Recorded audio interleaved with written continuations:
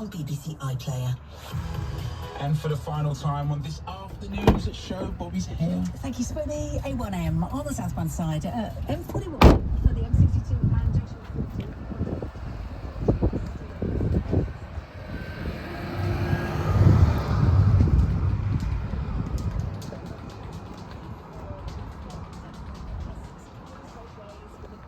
Between the street of Danbury and Wood and Waterloo, and then to the A13 problem. So the A13, if you haven't heard, is closed westbound. So the A13 is close to the M25 junction 30.